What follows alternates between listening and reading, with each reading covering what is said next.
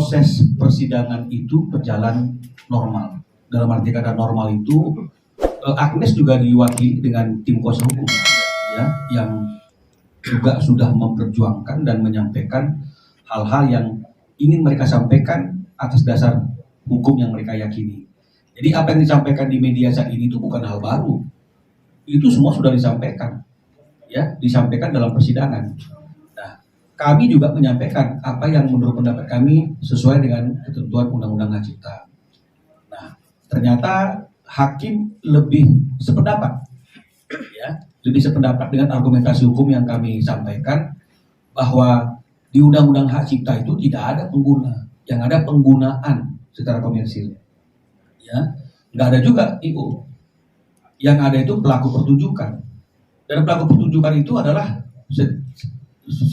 seseorang atau beberapa orang yang mempertunjukkan ciptaan. Nah, jadi dari logika hukum kita kan sudah jelas, dan nggak mungkin IO yang mempertunjukkan karya cipta, sudah pasti itu adalah penyanyi.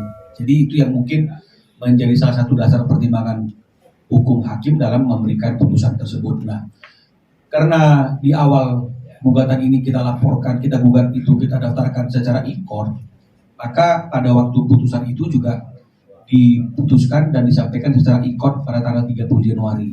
Jadi tanpa kehadiran kami sebagai kuasa hukum Ari Pias, dan juga tidak dihadiri oleh kuasa hukum Agnes Mo, karena dilakukan secara e-court. Itu yang bisa kami sampaikan. Terima kasih. Ya, tentunya sekarang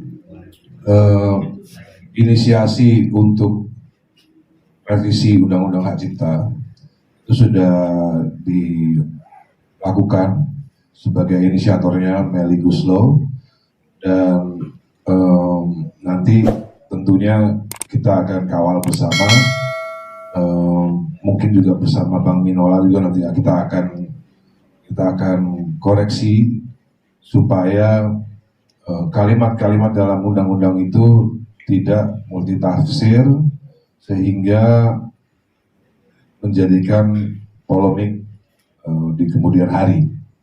Jadi kalimat-kalimat yang tegas akan ditegaskan lagi dalam revisi undang-undang yang rencananya akan kita godok terus mungkin di bulan puasa, sehingga penyanyi, kalau masyarakat sih sebenarnya udah paham.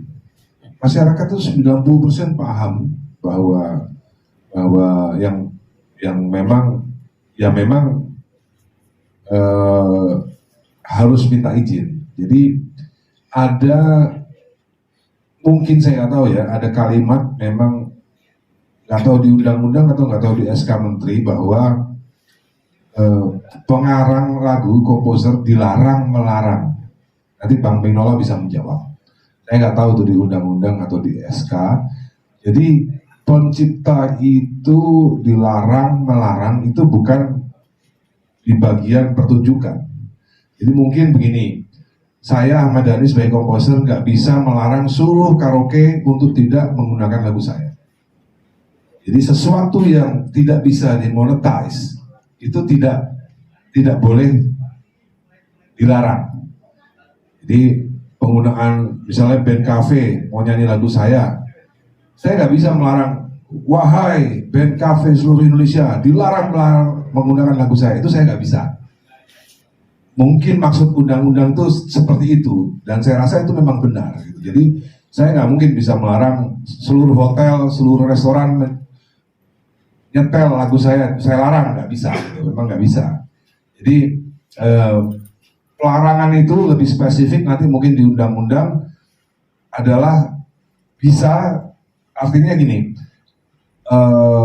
lagu sebagai karya cipta eksklusif itu bisa dilarang untuk pertunjukan profesional misalnya.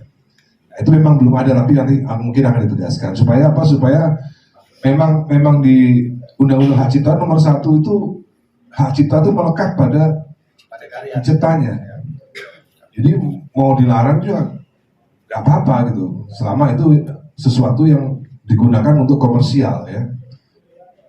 Jadi itu yang mungkin banyak penyanyi yang belum paham. Jadi kalau misalnya ada penyanyi, ini biar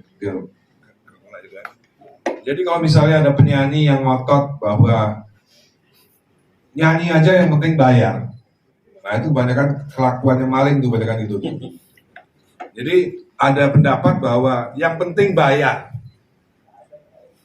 Jadi nanti kalau ada penyanyi yang ngomong gitu, boleh, yang penting bayar. Nah ini mereka ini punya DNA maling, karena itu membuat orang jadi maling akhirnya. Karena selama 10 tahun nggak ada yang bayar ke kita. Dari 2014 Undang-Undang Hak Cipta itu ada, selama ini nggak ada yang bayar ke kita. Makanya Once berhenti menyanyikan lagu Dewa karena apa? Karena dia nggak bisa membuktikan bahwa dia sudah membayar. Malu kan, gitu ya kan? Dan maka dari itu logikanya ya, kalau kita mau nyewa mobil, apa yang bisa kamu bawa mobilnya bawa jalan-jalan ke Bali sama sebulan tanpa izin? Logikanya kan seperti itu kan? Ya selesaikan dulu administrasi, baru kamu bisa bawa mobil gitu loh. Mana ada? Boleh menyanyikan lagu asal yang penting bayar. Nah, ini hal-hal yang tidak akan mungkin ada lagi di revisi Undang-Undang Hak Cipta selama saya jadi anggota Dewan. Terima kasih.